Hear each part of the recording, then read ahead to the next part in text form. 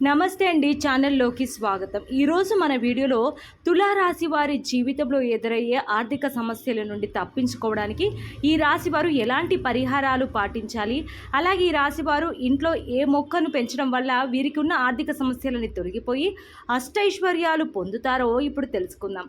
అంతకంటే ముందుగా మీరు ఇప్పటి వరకు మన ఛానల్ సబ్స్క్రైబ్ చేసుకోకపోతే సబ్స్క్రైబ్ చేసుకొని పక్కనే ఉన్న బెల్ ఐకాన్ని క్లిక్ చేసి ఆల్ సెలెక్ట్ చేసుకున్నట్లయితే మేము అప్లోడ్ చేసే ప్రతి వీడియోను ముందుగా మీరు నోటిఫికేషన్ త్రూ అయితే చూడవచ్చు. తులారాశిలో జన్మించిన వారు కష్టపడే మనస్తత్వం కలిగి ఉంటారు.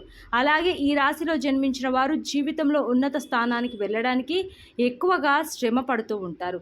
అలాగే ఈ రాశిలో జన్మించిన వారు ఎదుటివారిపై ఆధారపడి బ్రతకడానికి ఇష్టపడరు. ఈ తులారాశిలో జన్మించిన వారికి వారి మధ్య వయసులో ఆర్థిక పరంగా మంచి అనుకూల ఫలితాలు ఉంటాయి. అలాగే ఈ రాశి గలవారు ఎక్కువగా శ్రమించినప్పటికీ వారి కష్టానికి తగ్గ ప్రతిఫలం రాదు. దానికి కారణం వీరి యొక్క గ్రహస్థితి, అలాగే వీరిపై నరదృష్టి ఉండటము. అందువల్ల ఈ రాశి వారిపై ఉన్న నరదృష్టి తొలగించుకోవడానికి, అలాగే వారి యొక్క గ్రహాల అనుకూల స్థితికి రావడానికి ఎలాంటి పరిహారాలు పాటించాలో ఇప్పుడు చూద్దాం. తులారాశిలో జన్మించిన వారు తూర్పుకు సింహద్వారం ఉన్న ఇంట్లో ఉంటే ఎప్పుడూ లక్ష్మీదేవి మీ ఇంట్లోనే ఉంటుంది. అలాగే మీరు చేసే ప్రతి పనిలో విజయాలను పొందుతారు. మీ ఇంట్లో ఉన్న ఆర్థిక సమస్యలన్నీ కూడా తొలగిపోతాయి. అంతేకాకుండా తులారాశి గల వారు మంగళవారం తిది రోజున ఒక ఎర్రని గుడ్డలో ₹1 బిళ్ళను 11 ఉంచి వాటిని మూట కట్టి మీ దేవుడి గదిలో పెట్టుకోవడం వల్ల మీకు లక్ష్మీదేవి యొక్క అనుగ్రహం కలుగుతుంది. అంతేకాకుండా మిమ్మల్ని పట్టి పీడిస్తున్న దరిద్రమంతా తొలగిపోతుంది. అంతేకాకుండా ఎప్పుడైతే మీ ఇంట్లో ఉన్న ఆర్థికపరమైన సమస్యలన్నీ తొలగిపోతాయని మీకు అనిపిస్తుందో అప్పుడు వెంటనే మీ దేవుడి గదిలో పెట్టిన ఆ డబ్బుల మూటను ఆంజనేయ స్వామి ఆలయం దగ్గరికి వెళ్ళి ఆ డబ్బులను హుండీలో వేయండి. ఇలా చేయడం వల్ల మీకు అష్టైశ్వర్యాలు కలుగుతాయి. అలాగే తులారాశి వారు ఆకస్మిక ధనలాభాన్ని పొందుకోవడం కోసం ప్రతి శుక్రవారం రోజున మీ ఇంటి సింహద్వారం 2 వైపులా పిండి దీపాలను ఆవు నెయ్యితో వెలిగించాలి. ఇలా చేయడం వల్ల మీ జీవితంలో ఉన్న ఆర్థికపరమైన సమస్యలన్నీ తొలగిపోయి ఆకస్మిక ధనలాభాన్ని పొందుతారు.